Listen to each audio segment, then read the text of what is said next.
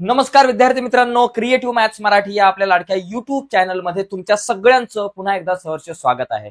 इयत्ता 10वी मराठी व्याकरणाची ही सिरीज चालू आहे। मित्रांनो, प्रश्न क्रमांक 4 अ व्याकरण घटकावरती आणि आ भाषा अभ्यास या घटकावरती प्रश्न असतो। या प्रश्न क्रमांक 4 मध्ये अ 8 मार्क आणि आ 8 मार्क असे 16 मार्क हातातले असतात। तर या 16 मार्कांच्या साठी आपण ही स्पेशल सिरीज तुमच्यासाठी सुरू केलेली आहे। या सिरीज मध्ये 7 ते 8 व्हिडिओज असतील, परंतु खूप महत्त्वाच्या असतील। व्याकरणाच्या सगळ्या घटकावरती मित्रांनो आपण चर्चा करणार आहोत। तर या घटकामधला सगळ्यात महत्त्वाचा घटक म्हणजे समास आणि त्याचे प्रकार। तर यावर आज आपण चर्चा करणार आहोत। आज आपण समास समजून घेणार आहोत, जो समास बोर्डाच्या परीक्षेला 2 मार्काला असतो। तर जाऊयात पटकन पुढे जाण्याच्या अगोदर एक रिक्वेस्ट करतो मित्रांनो, जर तुम्ही नवीन असाल आपल्या युट्यूब चॅनलवर आणि अजूनपर्यंत आपला चॅनल सबस्क्राईब नसेल केला तर आत्ताच आपला चॅनल सबस्क्राईब करा आणि त्या बाजूला असलेलं बेलचं बटन दाबायला विसरू नका। तर चला जाऊयात पटकन पुढे। बघा, या ठिकाणी पहिला जो प्रश्न आपल्यासाठी आहे, पहिला जो मुद्दा आहे तो समजून घ्यायचा आपल्याला, की पाठ्यपुस्तकामध्ये भाषा अभ्यास या शीर्षकाखाली असलेल्या व्याकरण घटकावर आपल्याला समासावर 2 गुणांचा प्रश्न विचारला जातो। याच्यामध्ये सामासिक शब्द किंवा समासाचे नाव यांच्या जोड्या लावा, म्हणजे समास आणि सामासिक शब्द किंवा समास आणि सामासिक शब्द यांचं नाव यांच्या जोड्या लावण्यासाठी असा प्रश्न विचारला जातो। त्यानंतर सामासिक शब्दांचा विग्रह करायला सुद्धा प्रश्न विचारला जाऊ शकतो, की सामासिक शब्दाचा विग्रह करा आणि समासाचे नाव लिहा, अशा प्रकारचा प्रश्न असतो। किंवा समासाचा जो काही विग्रह दिला जाईल आणि या विग्रहावरून सामासिक शब्द तयार करा, अशा प्रकारचा प्रश्न सुद्धा येऊ शकतो। आणि समासाच्या नावावरून सामासिक शब्द लिहा, अशा प्रकारचा प्रश्न सुद्धा येतो। आता समास म्हणजे काय मित्रांनो समजून घ्या, की जेव्हा 2 किंवा अधिक शब्दांमधील परस्पर संबंध दाखवणारे शब्द यांचा लोप होऊन त्यांचा जोड शब्द तयार होतो, तेव्हा शब्दांच्या या एकीकरणाला समास असे म्हणतात। उदाहरणार्थ, महान असे राष्ट्र। नीट समजून घ्या मुद्दा काय आहे। महान असे राष्ट्र, बघा लक्षात घ्या, इथं काय दिलंय, 2 किंवा अधिक शब्दांमधील परस्पर संबंध दर्शवणारे शब्द। आता हे 2 किंवा अधिक शब्द आहे, यांचा एक परस्पर संबंध दर्शवला जातोय। महान असे राष्ट्र म्हणजे एक राष्ट्र आहे ते खूप महान आहे, म्हणजे या तिघांचा एक परस्पर संबंध आहे। पण या तिघांना एकत्र करून एक नवीन शब्द तयार होतो, त्याला आपण म्हणतो महाराष्ट्र। तर हा जो महाराष्ट्र जो शब्द आहे हा एक सामासिक शब्द आहे। महाराष्ट्र शब्द सामासिक शब्द आहे। असा जो सामासिक शब्द तयार होतो याला आपण समास म्हणतो, या प्रक्रियेला। ठीक आहे, तर आता या समासाचे प्रकार मित्रांनो आपण समजून घेणार आहोत। तर हे प्रकार व्यवस्थित हळूहळू आपण समजून घेऊयात। बघा, सगळ्यात पहिला आणि महत्वाचा समास आहे कर्मधारय समास। बघा, कर्मधारय समास म्हणजे काय? या समासामध्ये पहिले पद विशेषण असतं। समासामध्ये 2 पद असतील तर पहिलं पद विशेषण असतं आणि दुसरे पद नाम असतं। नाम म्हणजे इंग्लिशमध्ये आपण नाउन म्हणतो, मराठीत नाम म्हणतो। व्यक्तीचं नाव असेल, एखाद्या देशात कुठलंही नाव असू शकतं, व्यक्तीचंच असेल अशातला भाग नाही, दुसरं कुठलंही नाम एखादं असू शकतं। यांचा समावेश होऊन एक शब्द तयार होतो। या शब्दांच्या एकीकरणाला कर्मधारय समास म्हणतात। कुठल्या शब्दांच्या एकीकरणाला? एक आहे विशेषण आणि दुसरा आहे नाम, यांच्या एकीकरणाला आपण कर्मधारय समास म्हणतो। उदाहरणार्थ, नीलकमल, नीलकमल, कमल। आता या ठिकाणी जर तुम्ही बघितलं तर इथं कमल हा एक शब्द आहे आणि नील हा एक शब्द आहे। आता नील हे एक काय विशेषण आहे, तुम्ही जर नीट विचार केला तर नील काय बाबा, एक विशेषण आहे। तर नील हे एक विशेषण आहे आणि कमल हे एक नाम आहे। म्हणजे पहिलं पद या ठिकाणी तुम्हाला विशेषण दिसतंय आणि दुसरं पद या ठिकाणी नाम दिसतंय आणि यांना एकत्र येऊन नीलकमल असा हा शब्द तयार झालेला आहे। या नीलकमल शब्दाला आपण म्हणतो सामासिक शब्द आहे आणि याला आपण म्हणतो कर्मधारय समास। पहिलं पद विशेषण, दुसरं पद नाम असेल तर कर्मधारय समास म्हणतो। आणि याचा जो काही विग्रह आहे तो कसा? नील असे कमल। नीलकमल म्हणजे नील असे कमल। आता महाराष्ट्र, महान राष्ट्र, महान असे राष्ट्र, महाराष्ट्र महान असे राष्ट्र। नरसिंह, सिंहासारखा नर, अशा प्रकारच्या शब्दांना आपण कर्मधारय समास म्हणतो, जिथं एक पद विशेषण असतं आणि एक पद नाम असतं। एक लक्षात घ्या, नाम आणि विशेषण या 2 गोष्टी आल्या की समजायचं तिथं कर्मधारय समास होतो। ठीक आहे, आपण बोर्डाच्या परीक्षेला या घटकावर आलेले काही प्रश्न सुद्धा आजच्या चर्चेमध्ये बघणार आहोत, त्यामुळे आजची चर्चा ही खूप महत्वाची आहे। ओके, या सिरीज मधली ही पहिली व्हिडिओ आहे। दुसरा मुद्दा बघा, दो समास। दो समास म्हणजे काय बाबा? या समासामध्ये दोन्ही पदांना समान महत्व असतं। मित्रांनो, दोन्ही पद जे असतील त्या दोघांना समान महत्व आहे।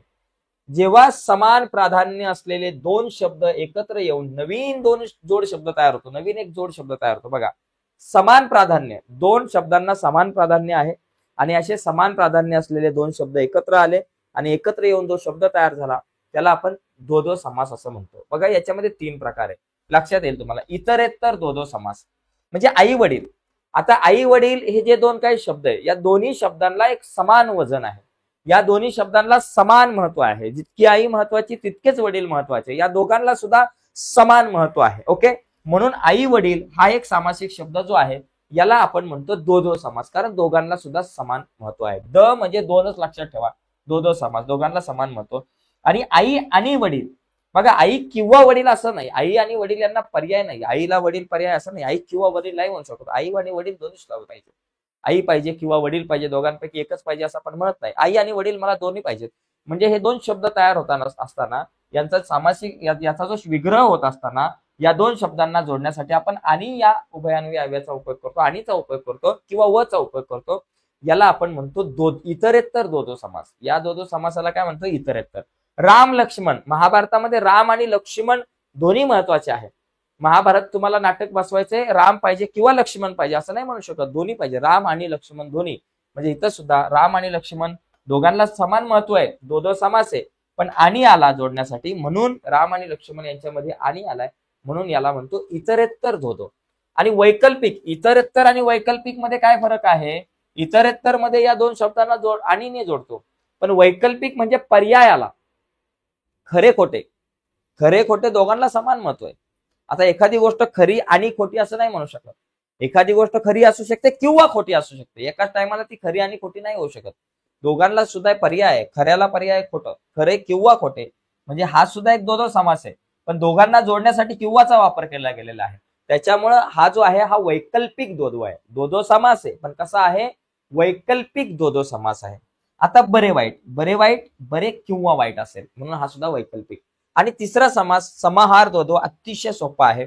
गप्पा गोष्टी वगैरे, मीठ भाकर वगैरे, बरं का, अशा प्रकारचे जे काय वगैरे अशा प्रकारचे जे शब्द असतात त्याला आपण म्हणतो समाहार द्वंद्व. इतरेत्तर द्वंद्व दोन शब्दांना दोन पदांना जोडण्यासाठी आणीचा उपयोग होतो. वैकल्पिक द्वंद्व दोन पदांना जोडण्यासाठी किंवा अथवा या शब्दांचा वापर होतो. आणि समाहार अशा प्रकारे गप्पा गोष्टी वगैरे, मीठ भाकर वगैरे, पालापाचोळा, किती पालापाचोळा पडलेला आहे, पालापाचोळा वगैरे असं आपण या ठिकाणी म्हणू शकतो. तर अशा प्रकारे आपण हा द्वंद्व समास. आणि तिसरा एक समास आहे महत्वाचा, तीनच समासांचा आपल्याला अभ्यास आहे. एक तर कर्मधारय समास, दुसरा द्वंद्व समास आणि तिसरा जो आहे द्विगु समास. मित्रांनो, द्विगु समास अतिशय सोपा, सगळ्यात सोपा ओळखणं द्विगु समास. म्हणजे या समासामध्ये पहिले पद संख्या विशेषण. मित्रांनो, जर संख्या दिसली ना तुम्हाला, संख्या, पहिलं पद संख्या विशेषण, साधी गोष्ट आहे. नवरात्र, इथं जर जोडून आला शब्द नवरात्रींचा समूह असं पाहिजे. हा 9 शब्द इकडे पाहिजे, नवरात्रीचा समूह. बघा, नवरात्र असा शब्द आहे.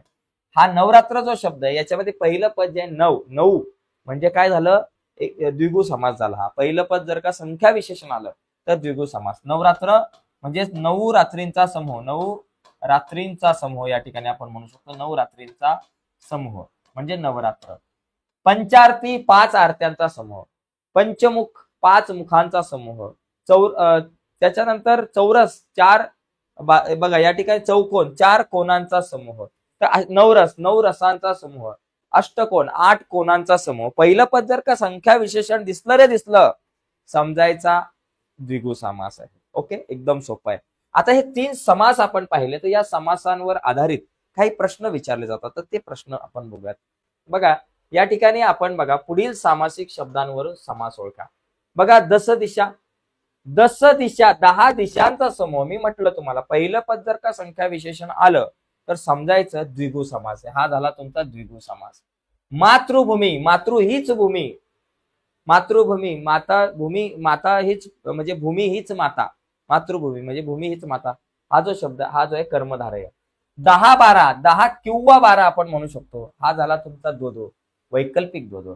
भीमा अर्जुन, भीम आणि अर्जुन, भीम आणि अर्जुन दोघांना सुद्धा समान महत्व आहे, म्हणजे द्वंद्व समास आहे.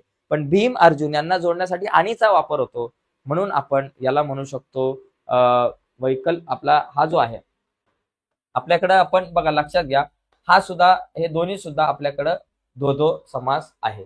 हा पहिला इतरेत्तर, हा इतरेत्तर, भीमार्जुन इतरेत्तर द्वंद्व, आणि 10-12 जो आहे तो वैकल्पिक द्वंद्व समास आहे. ठीक आहे. आता बघा सगळ्यात महत्वाचा मुद्दा इथे लक्षात घ्या. हा प्रश्न बोर्डाच्या परीक्षेला आला होता मार्च 2023 ला. तर एकंदरीत बोर्डाच्या परीक्षेला अशा प्रकारचे प्रश्न आपल्याला विचारले जातात. याच्यामध्ये काय समास योग्य जोड्या जुळवा. प्रश्न क्रमांक पहिल्यातल्या अ मध्ये पहिला प्रश्न नेहमी समासावर आधारित असतो. तर इथं काय दिले भाजीपाला. तर भाजीपाला म्हणजे काय बाबा, भाजीपाला हा काय झाला द्वंद्व समास झाला. भाजीपाला समाहार द्वंद्व. कमलनयन, कमलनयन झाला कर्मधारय समास, कमळासारखे नयन. तर अशा प्रकारे मित्रांनो आजच्या चर्चेमध्ये आपण समास या व्याकरणाच्या घटकावर चर्चा केली. तर या घटकावरती मी एक छोटीशी टेस्ट बनवलेली आहे, ऑनलाईन टेस्ट. मित्रांनो तुम्हाला ही व्हिडिओ किती समजली हे समजून घेण्यासाठी तुम्ही ऑनलाईन टेस्ट द्या. या ऑनलाईन टेस्टची लिंक व्हिडिओच्या खाली डिस्क्रिप्शन मध्ये आहे. व्हिडिओच्या खाली डिस्क्रिप्शन मध्ये मराठीच्या टेस्ट आहे, त्या मराठीच्या टेस्टवरती तुम्ही क्लिक करा आणि ही व्हिडिओ तुम्ही नक्कीच म्हणजे ती टेस्ट तुम्ही द्या, म्हणजे तुम्हाला कळेल की बाबा तुम्हाला किती मार्क समास या घटकामध्ये पडलेले आहेत. तर आजच्या चर्चेमध्ये इथेच थांबूयात. नक्कीच व्हिडिओ आवडले असेल तर व्हिडिओला लाईक करा.